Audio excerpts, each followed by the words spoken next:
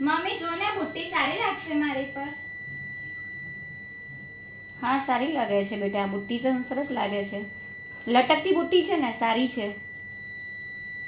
Mummy શું બનાવે છે? બેટા તને ખબર તો છે, પપ્પા અને બા કથા સાંભળવા નથી જવાના, એટલે અત્યારે છે હું દૂધીના થેપલા બનાવું છું.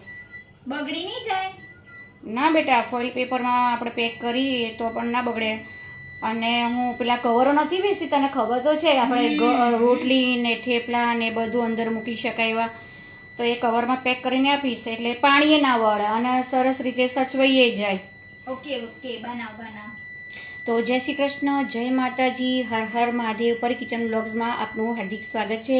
તો ફ્રેન્ડ્સ, તમે જોઈ શકો છો, હવે હું દૂધીના થેપલા બનાવવાની છું. તો ઘઉંનો લોટ છે ઝીણો, અને દૂધીને છીણી દીધી છે એકદમ, અને આ કોથમીર નાખી છે, મરચું, લાલ મરચું, હળદર, થોડી ચપટી ખાંડ, જો ગળપણ ગમતું હોય તો, બાકી ના નાખતા, અને મીઠું સ્વાદ મુજબ, પછી ખાટી દહીં કાં તો ખાટી છાશ પણ તમે 3 થી 4 ચમચી નાખી શકો છો. થોડુંક મોય માટે થોડુંક તેલ નાખી શકો છો. જો અજમો ને તલ ગમતું હોય તો તમે નાખી શકો છો. એટલે મારા ઘરમાં જે રીતનું ખવાય એ રીતના મસાલા મેં નાખ્યા છે. હવે આપણે પાણી નાખીને સરસ મજાનો લોટ બાંધીને પછી હું તળીશ. તો હવે લોટ બાંધી દઈશ.